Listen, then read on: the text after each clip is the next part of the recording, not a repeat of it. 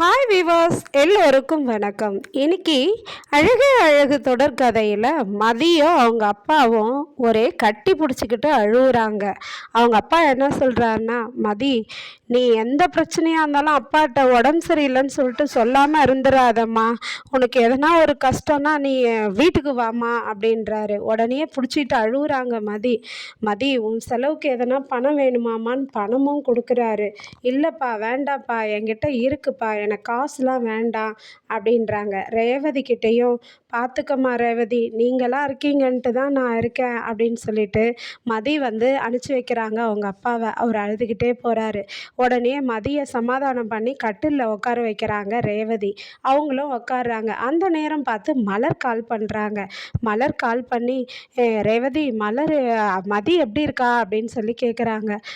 இருக்கா அண்ணி, இப்போ தான் அவங்க அப்பா வந்துட்டு போனார், அவரை அனுப்பிச்சி வச்சுருக்கேன். எங்கள் ஹஸ்பண்ட் என்னவோ தனியாக கூப்பிட்டு பேசினார், அவரும் மதிக்கிட்ட பேசினார் அப்படின்னு சொல்கிறாங்க.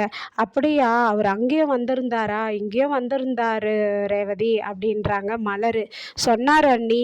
சரி, மதி பக்கத்தில் தான் இருக்கா, நீங்கள் பேசுகிறீங்களா அப்படின்னு சொல்லி ஃபோனை கொடுக்கவான்னு கேட்குறாங்க ரேவதி. உடனே மலர், இல்லை வேண்டாம் ரேவதி, நான் அப்புறமா பேசுகிறேன்றாங்க. ஏன், என்ன ஆச்சு உங்களுக்கு, உங்கள் ரெண்டு பேருக்கு என்ன ஆச்சு அப்படின்றாங்க. உடனே மலர் சமாளிக்கிறாங்க. சமாளிச்சுட்டு, எனக்கு வேலைலாம் இருக்குது, நான் அப்புறம் பேசிக்கிறேன் அப்படின்னு சொல்லிட்டு ஃபோனை வச்சிடுறாங்க. ரேவதியும் மதிக்கு அட்வைஸ் பண்ணுறாங்க. எல்லா பொண்ணை பெற்ற அப்பாங்களும் பாவம்தான் மதி. ஏன்னா பொண்ணுங்க எல்லாருமே நல்லா இருக்காங்க வாழ்க்கையிலன்னு நினச்சிட்ருக்காங்க.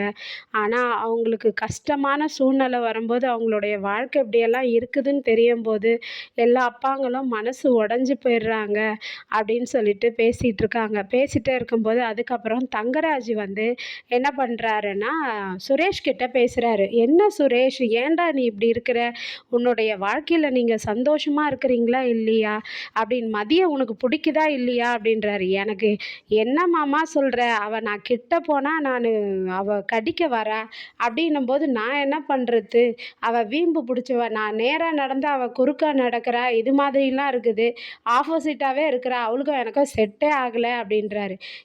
ஆனால் மதி அப்படி இல்லைடா, அவளுக்கு உன்னை பிடிச்சிருக்குதுடா, அதனால தான் பாரு, நீ ஃபோன் போட்டு அவளை திட்டினதும் ஸ்ட்ரெயிட்டாக ஆஃபீஸ்க்கு உங்ககிட்ட வந்திருக்கா. வந்ததும் ஆனால் இன்ஸ்பெக்டர் திட்டியும் அவள் உன் பேரில் பெருசாக ஒன்றா கம்ப்ளைண்ட் கொடுக்கல தெரியுமா. நாங்கள் வீட்டுக்கு வாமான்னு ஒரு வார்த்தை தான் கூப்பிட்டோம், கம்முன்னு வந்துட்டா. அப்படி உன்னை அவளுக்கு பிடிக்கலன்னா அவள் ஸ்ட்ரெயிட்டாக அவங்க அப்பா வீட்டுக்கு போயிருக்கக்கூடாதா, எதுக்குடா வந்தா, அவளுக்கு உன்னை பிடிக்கும்டா. அதாவது பொண்ணுங்க எல்லாரும் ரொம்ப கோவத்தில் இருப்பாங்க.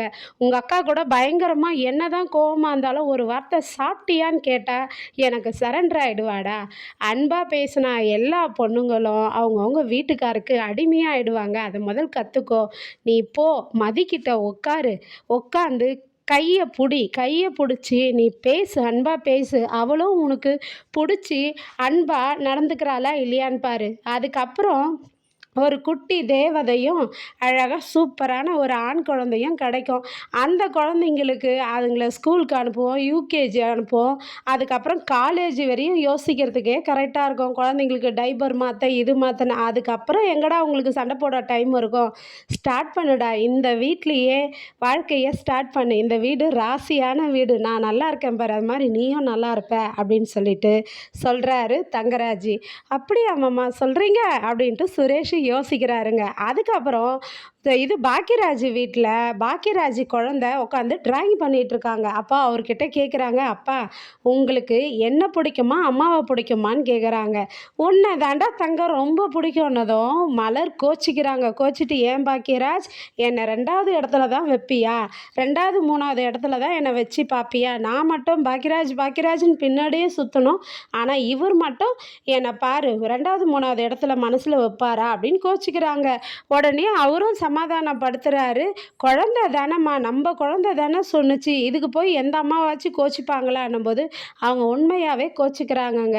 சமாதானப்படுத்தாமல் பாக்கியராஜ் படுத்து தூங்கிடுறாரு. உடனே மலருக்கு கோவம் வருதுங்க. பாரு எவ்வளோ இதுவாக பொண்டாட்டி கோவமாக இருக்கிறான்னு தெரியும், ஆனால் சமாதானப்படுத்தாமல் கம்முன்னு தூங்கிட்டாரா அப்படின்னு கோவப்படுறாங்க. நாளைக்கு மலரோடைய கோவம் இதெல்லாம் தனியுமா, சுரேஷ் இல்லை மதிக்கிட்ட போய் எப்படி மூவ் பண்ண போகிறாரு பேசுறதுக்கு அப்படின்ற கதையை கதையை தொடர்ந்து பார்ப்போம். மீண்டும் காத்திருப்போம். நன்றி. பாய்.